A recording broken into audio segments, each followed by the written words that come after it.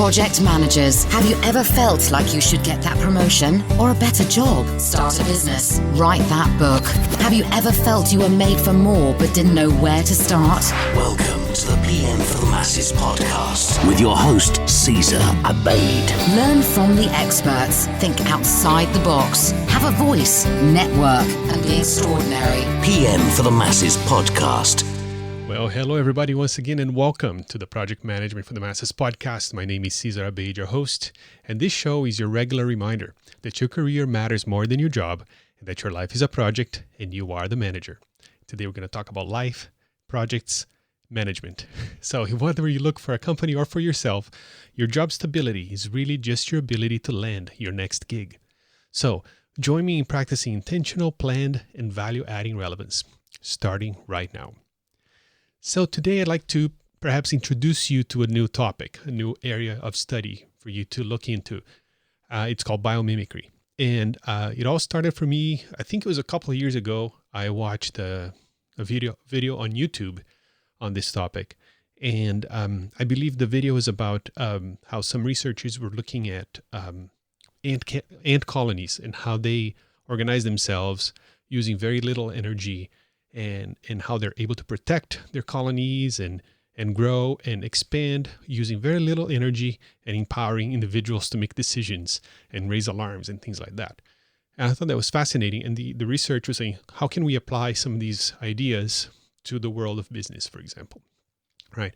So with the topic of sustainability and green project management and all these things that get thrown around a lot, I think this is a good answer to that question. How can we make our projects and our organizations more sustainable and more like nature? So I read a few books on the topic, and which made me even more interested. And I eventually reached out to the Biomimicry Institute to see if I could interview somebody from that organization. And that's why I have Lex Amore on the call with me today. Lex Amore is a communications director for the Biomimicry Institute and a biomimicry professional. She combines her background in biomimicry and public relations to serve as a connective tissue between humans and the natural world.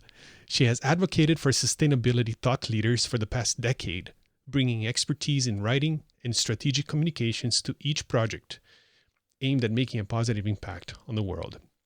And Lex is on the line with me today from her home, I think in Hawaii. How are you, Lex?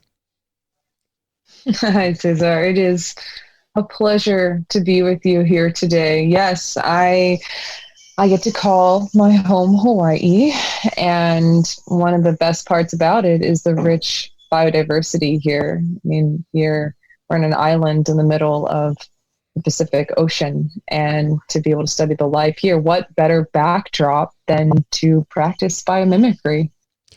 You're right. This is the perfect spot. This is the 21st century. What was the island that Darwin visited? I forget the name. How can I forget? The Galapagos. The Galapagos. Yes, this is Hawaii. It's our Galapagos. I'm sure there's tons of opportunity there to watch nature do its thing. Yes, there is. Okay, so let's start here. What is biomimicry? Why should we care about this?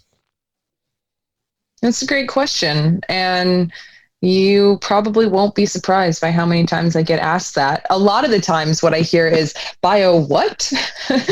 And after repeating it a couple times, yes, biomimicry. It is the conscious emulation of life's genius. What does that mean? Well, I like to think of biomimicry as an art, because it really is a practice of applying the science of observing the living world and distilling those strategies that have stood the test of time and applying these deep principles to our human challenges. In the practice, it's not just about mimicking form. For example, a leaf's shape that is applicable to some practices of biomimicry, but it transcends beyond that. It's about living a full human experience from a systems perspective. It's about observing the interconnectedness of our world and behaving in a way that is regenerative.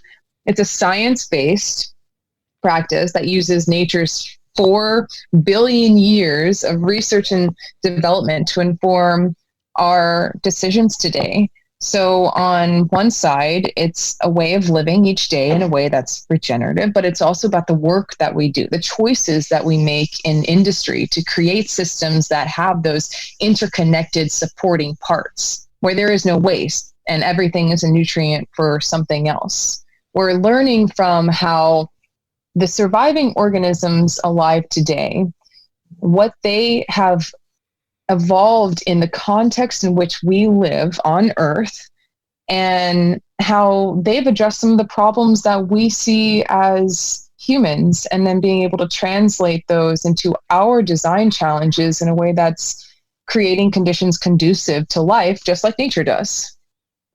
Mm-hmm. And why is this important? That's a great question. I mean, from an emulation perspective, the emulate part, that's what we say when we're mimicking forms or processes or these systems. From that perspective, it gives us better ways to design sustainably. And from a reconnect perspective, which is the second element for practicing biomimicry, it offers us a chance to connect with our natural origins, our surroundings, each other, and ourselves. And the third element, which is ethos, in that perspective, it reveals our responsibility to protect our home.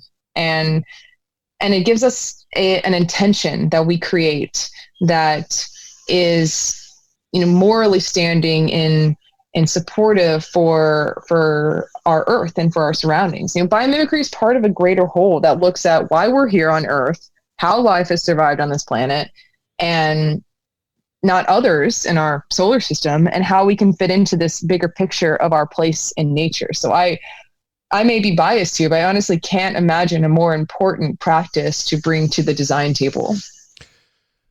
Wow. Well said. Yes, I agree with you. And as I understand, the as you know as well, there's still controversy about our effect on the climate and things like that, and on the planet, right? And our role in it. One thing that I read in one of these books, and I forget which one it was. I think it was Biomimicry in Organizations, or maybe it was maybe it was another one. I don't remember, but I'll add links to these books on the show notes for the episode. But was the example of the human brain, right? How it is the most advanced computer on the face of the earth, and yet uses very little energy, generates no heat, so there's no need for fans, and literally no waste, virtually no waste. So there's always that angle. Like even if we don't agree on the politics and the morality, right, of sustainability, there is that question of efficiency, and which is applied broadly to, we try to apply to organizations and to factories, and how can we use less so we can save money and we can save resources, right? So there's always that angle that I find. So I find that biomimicry is a dish that can be shared by all, regardless of where you are in the spectrum. Right, and that's a great example. I mean, it's so fascinating to think of. If you look at the ocean, for example, think about corals. I mean, these are tough structures. Or, an abalone shell, the vibrant colors. We've got this hard shell that is incredibly durable with non-toxic colors for these vibrant, colors that you see. But then it's also the hard structure itself. It's made with no, blasting this heat and wasteful resources. It uses what it has around you. So even if you're trying to debate the effect that humans have on climate change, there's there's a way of looking at nature to say there are some really genius strategies here that we can learn from in terms of efficiency and how we could, what Janine Benyus, who coined the term of biomimicry, how she likes to say, we need to quiet our human cleverness. We really are a genius species. I mean, if you look at the Industrial Revolution, we created some amazing machines, and there is no debating that. But what we can learn now is saying, we're so smart. Let's look at the effects that are happening here as negative consequences, and let's just design better. Let's look to how nature's doing this and take some of those lessons that will ultimately save us money. It'll save us time, and the benefit is that it heals the environment around us when we're using these kinds of practices. So let me take a minute to talk about my favorite remote collaborating tool. It's called MindMeister, and it's a mind mapping application. MindMeister is a completely web-based mind mapping software that runs in any standard web browser. So the mind maps you create are saved automatically in the cloud online and can be accessed from anywhere. If you don't know what a mind map is, think of it as a free-flowing visual outline tool that can be used for anything you want. So I've been using MindMeister for 10 years now. It is by far my favorite tool for organizing my thoughts, for sharing my thoughts with my team, and also for collaborating with other people. So, for example, it is a perfect tool for you to create a WBS, a work breakdown structure. It's beautifully laid out, it's all online, and it's a wonderful company. So aside from the web app, MindMeister also offers native mobile apps for iPhone, iPad, even Apple Watch and Android devices, which means that you can access, edit, and present your maps no matter where you are. MindMeister was made as intuitive and as fast as possible to ensure that you can fully concentrate on the creative task at hand. So there's no clutter, no friction, just your team and your ideas. And speaking of teams, unlike traditional mind mapping tools, MindMeister lets you brainstorm in real time with an unlimited number of users. So I do this all the time. I'll brainstorm something by myself using a mind map, and then I share that with my coworkers who are far away, and they hop in and they help me out with brainstorming and moving things around. It's really cool. And MindMeister has a special code that will give you a 10% discount for my audience. If you go to pmforthemasses.com/mindmap, pmforthemasses.com/mindmap, if you sign up for any of the paid accounts, you can put in the code MASSES, as in PM for the Masses, so MASSES, and you'll get 10% off. And you don't even need to upgrade to a paid plan because MindMeister offers a free plan that it's a bit limited, but you can try it out. And then if you like it and you want to upgrade, you can use that code. That's a great way for you to get started. And if you do upgrade, it's a great way to support this podcast. And also, you will let them know, the folks at MindMeister, that you heard about MindMeister here on the PM for the Masses podcast. So again, pmforthemasses.com/mindmap and enter the code MASSES for 10% off. Now back to the show. That is true. Yeah. If you look at it from a evolutionary perspective, right? Rational thought is always thought as a good thing, but it has yet to be proven a good. Actually, from the world's perspective, is rational thought a good thing? Because right now it doesn't look like it because we're destroying the earth. So unless rational thought comes around to actually, hey, this is dangerous. How can we turn this around and then be used for that? That's when it's going to be proven that, yeah, it was a good thing that, humans developed this huge brain that's really smart, right? So I think we're at that turning point, right? I think we are at that turning point that, hey, we need to take care of this. We need to use this to put this to good use. Right? So you share the coral reefs and the shells. Are there other examples of biomimicry that maybe folks haven't thought about that relate to our lives? Well, one example that I like to bring up, just because it's so classic and it's before we even really we had any idea about the term of biomimicry, and it wasn't the practices that we use now in terms of the rigorous scientific practice that we use. But in 1941, there was the invention of Velcro, and that's something that we have all come in contact with. So it's a really great example of just something that is on the market. And the way, though, that it was invented was by as an engineer and he's an entrepreneur, George de Mastral. He was inspired by the burrs that he found on himself and his dog after going on a hike. And so when he put them under a microscope, he realized that these small hooks of the burr and the loops of the fur allowed the bird to adhere really well. But this concept of temporary attachment is, we look to glues and we look to all these different ways of designing things. So this is an example that was able to just be out on a hike, like the prime example of biomimicry thinking and going outside and finding something and observing it in a way that you can learn from it. But you could look at really any natural ecosystem. Take a prairie, for example. You could see there's a remarkable system of food production in a prairie. It's productive, it's self-enriching, it's resilient, and it's ultimately sustainable.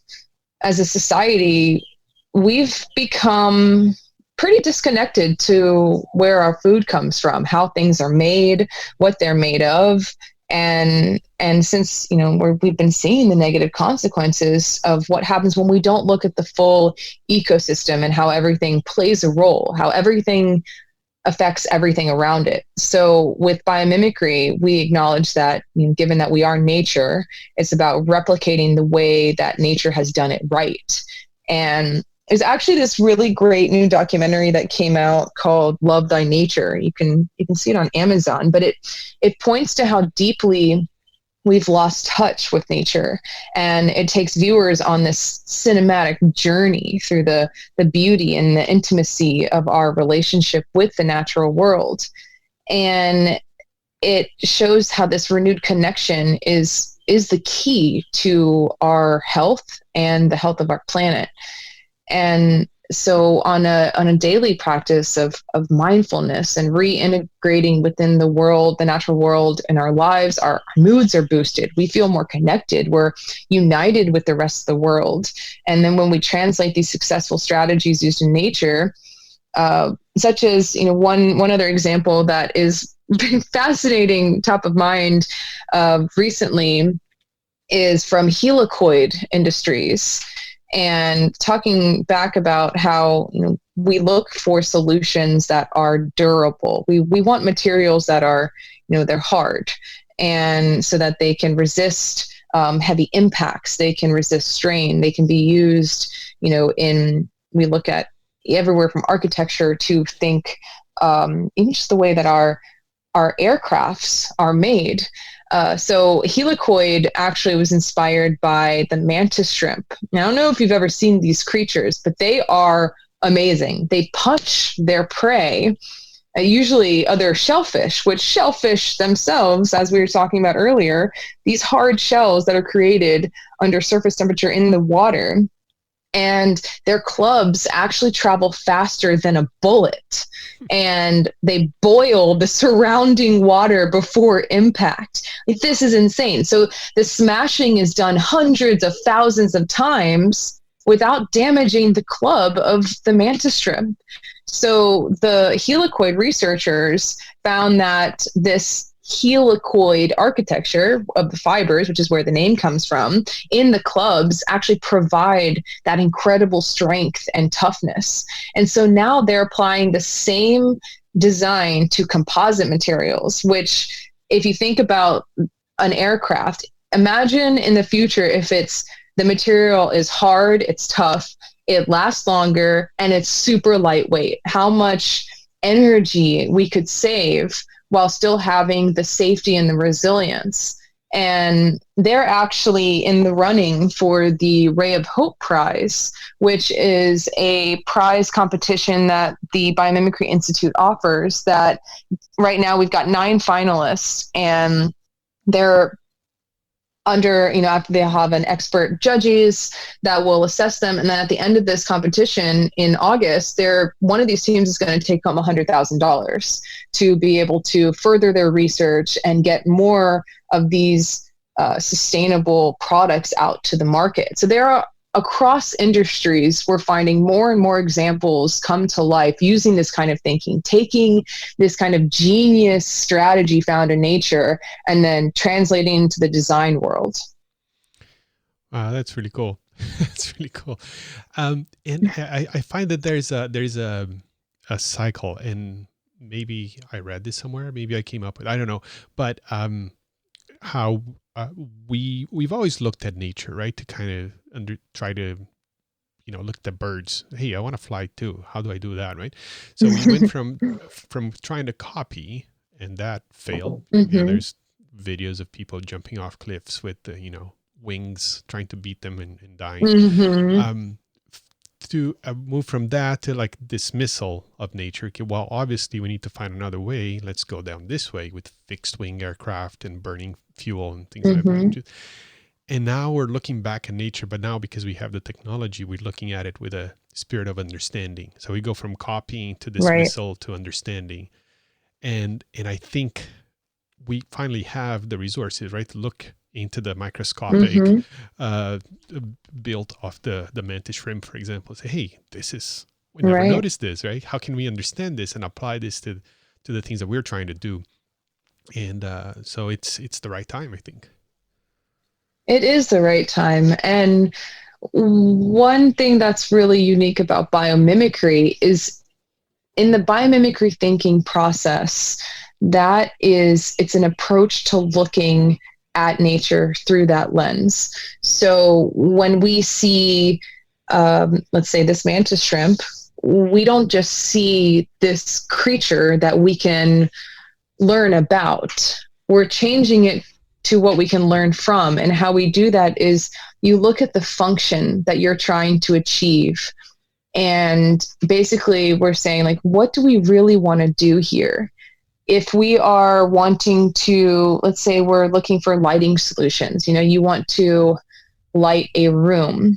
You want to get really specific here. But what really are we trying to do? Are we trying to light? Or to take it a step further, we're trying to illuminate. That is our function. And so when we're looking to nature, we're looking for these functions that they are solving. There's a really great tool called the Biomimicry taxonomy, and it breaks down these verbs that we're looking to nature to solve: how to make, how to distribute, how to cycle nutrients. And this how part, that's the strategy and the mechanism. So when we look to the mantis shrimp and we say, what are we trying to solve here? What is this mantis shrimp doing? And it is resisting impact. And so then we say, how is it doing it?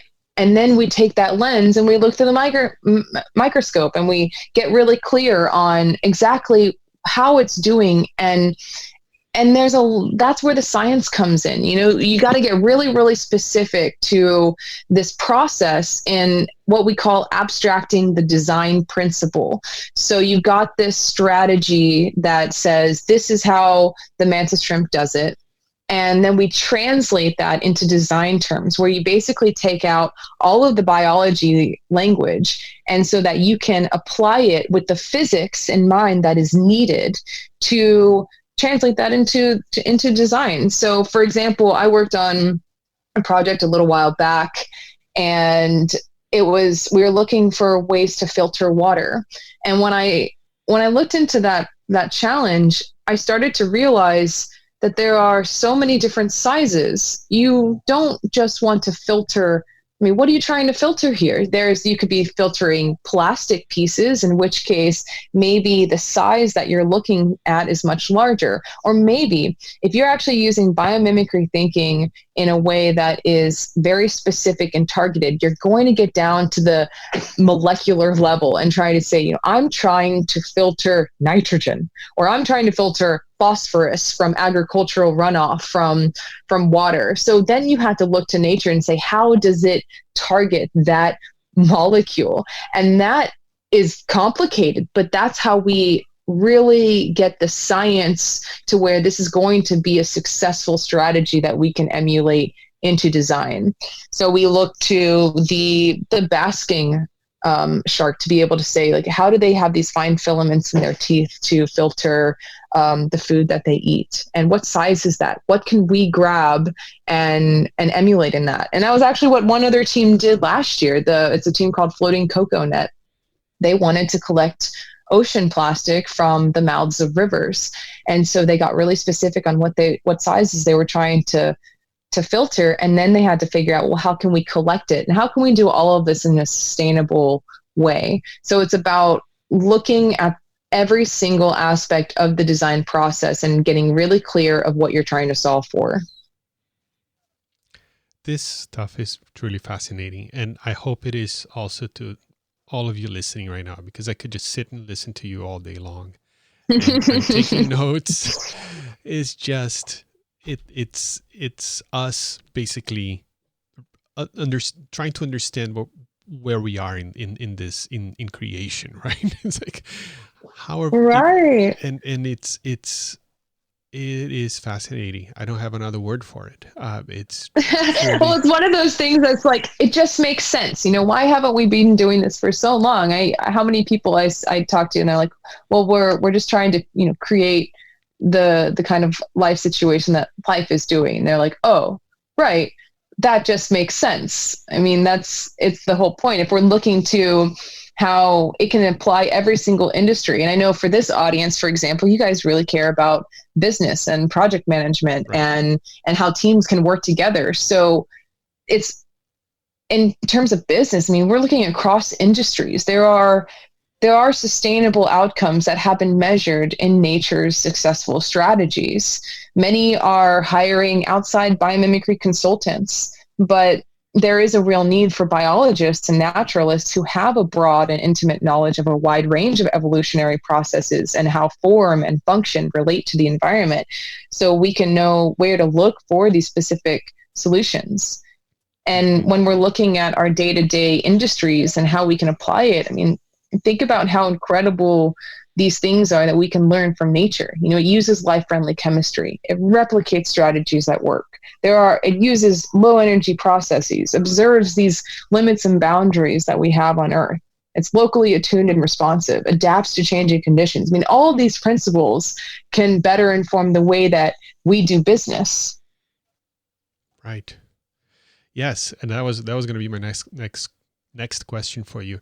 And I want also to I don't know if this is part of biomimicry, but one thing that is that I've learned is that there's also it's not just us learning from biology, but sometimes whatever we learn from business and from science and math and physics, we can contribute as well to biology, understanding things better. So it's like a symbiosis kind of situation here. I remember reading about information theory, and it wasn't until folks who were electrical engineers basically developing the information theory when they started looking at genetics, and that genetics really took off, right?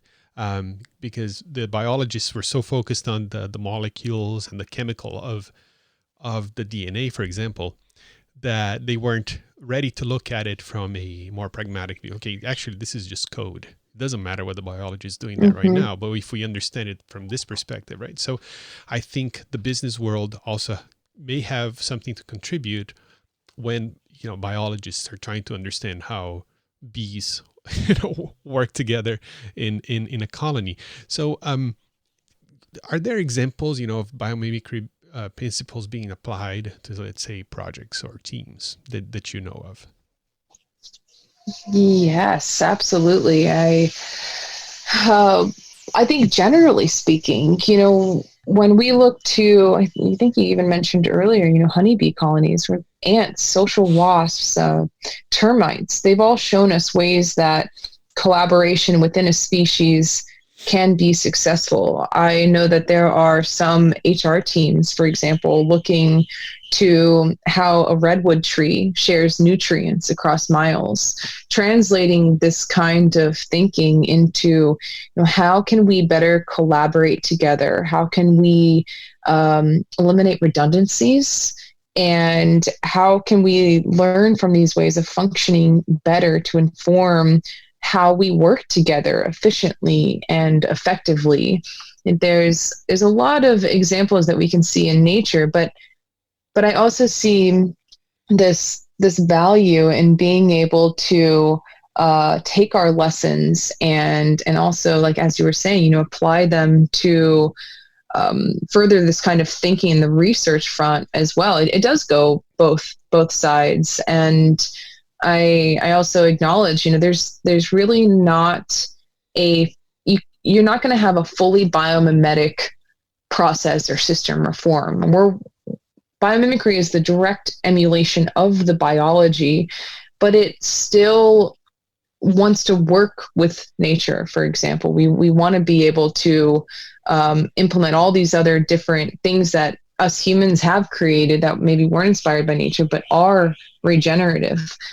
When we look to the way our teams right now are interacting, especially in in a post-COVID-19 worlds, we had to resort immediately to going virtual and trying to figure out ingenious ways to connect with each other, even when we're not physically able to be around each other. There are ways that we can look at, like, the neural networks in our brains and how to improve this kind of systems functioning. There are ways that we can look to nature to create better ways to connect in this way.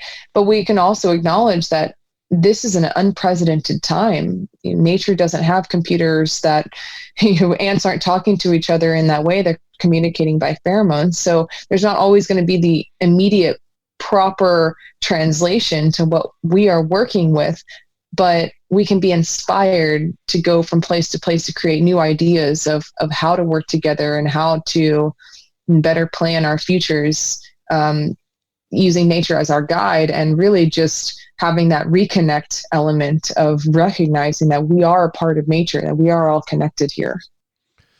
Right. Yes. And we've been, in the business world talking about things that touch on this for a while.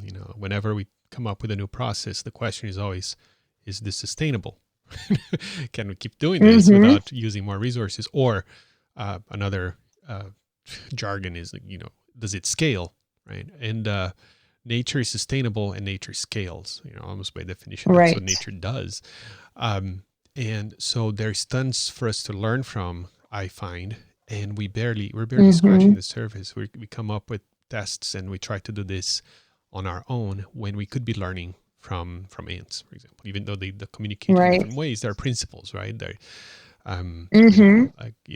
for example, if there is they don't have an alarm system for break-ins. Every individual is empowered to raise the flag if there is a break into the colony, which translates to a business world in the sense of empowering the individual, right? Regardless of role. So there are some principles like that we kind of came up with ourselves, but obviously it's in nature, and there's much more that we haven't realized yet. So there's so much opportunity here to learn and do things better. Right. Cool. Now, okay, so I know you're part of the Biomimicry Institute, and I'm going to add a link to the website, to the show notes for today's episode. But do you have any more resources that you can share with my audience here on that are related to biomimicry that we can check out? Yes, absolutely. Well, one of the, obviously biomimicry.org is it houses examples. It houses the fundamentals of what is biomimicry, and that's going to be your best go-to resource. But one of the biggest tools used across the world is called Ask Nature. And so asknature.com is this huge database of biological phenomena and inspired ideas that have been translated into design. And we've got, thousands of biological strategies there, where if you search in the top, looking for the function of coordination or collaboration, and maybe you stumble across the Caribbean hermit crab, who they use social networking aids and housing search, and how can we learn from that to maybe you're looking to ship food more efficiently. There's Ask Nature is the go-to resource for being able to understand what is already going out there in terms of biomimicry research. So I definitely want to point everyone there. If you're trying to get a foundation for biomimicry and how it really applies to your world and those basic principles I've been talking about, like function and strategy and these different patterns that we're looking for in understanding how life has created this incredibly regenerative system of being. The Biomimicry Toolbox on our website is a great introductory course. And we also have a resources page on there as well. But there's a plethora of videos and literature out in the world. And one thing that we did recently in response to the pandemic was, as soon as we recognized that everyone was going inside, we wanted to give nature into their home, bring it into their homes. And so, especially for the people, think living in like a studio apartment in New York City where you can't have access to outside. I think about, those people all the way to, across the world. And so we came up with this campaign called the 30 Days of Reconnection. And what it beautifully turned into was the beginnings of a biomimicry nature journal. And we had people literally around the world contributing to this. And now it's a resource for anyone to be able to get into. So if you go to biomimicry.org/30 days, you can start wherever you want. And it's tailored to families. It's all the way to engineers. You can learn the basics of biomimicry, and it gives you an offering to be able to reconnect with your natural world in a way that is, doesn't have any pressure in that. If you want to take your education to the next level, ASU, Arizona State University, has a great master's program. I actually went through that program, and the instructors are amazing, and they walk you through everything that you really need to know. And in my cohort, I had architects, engineers, material chemists. It's the kind of people that want to have that formal education and bringing it into their own design tables. But I love biomimicry because all these resources, there's an entry point for everyone. If you are looking to just try to optimize your team and the project management that you're doing, then there's tools for that. If you really want to understand the process and being able to revolutionize your own business and your industry, there's tools for that.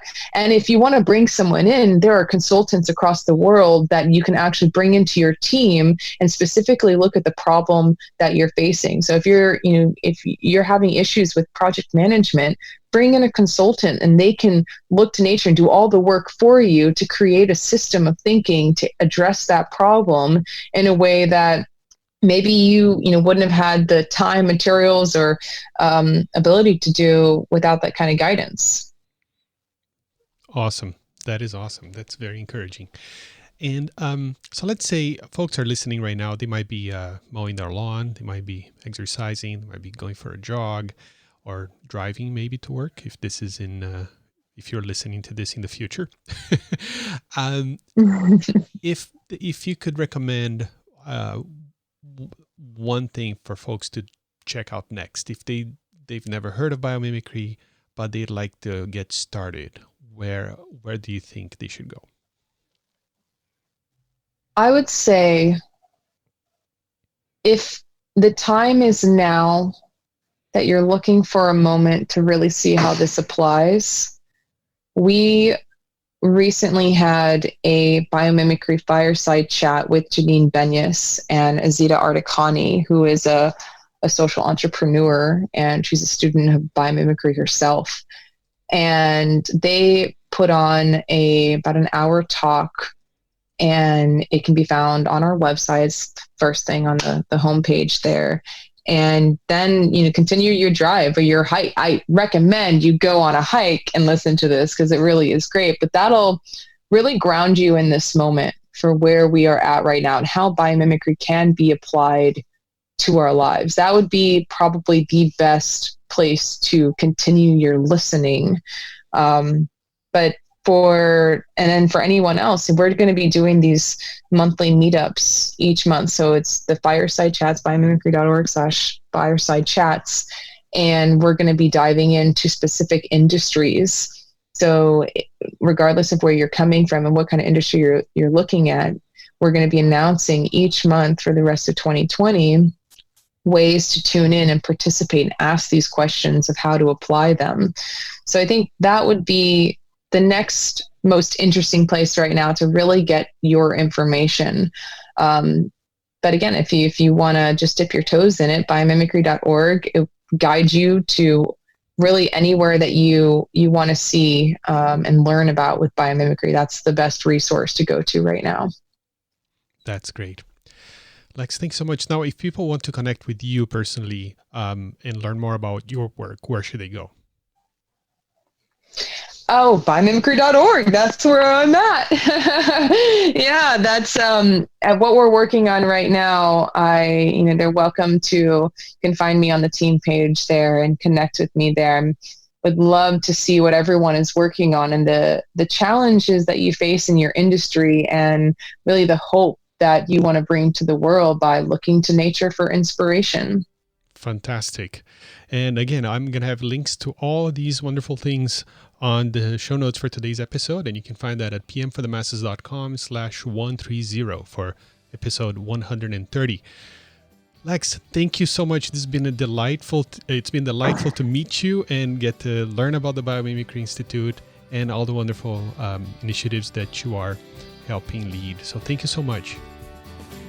Of course, thank you so much for having me. It has been a pleasure.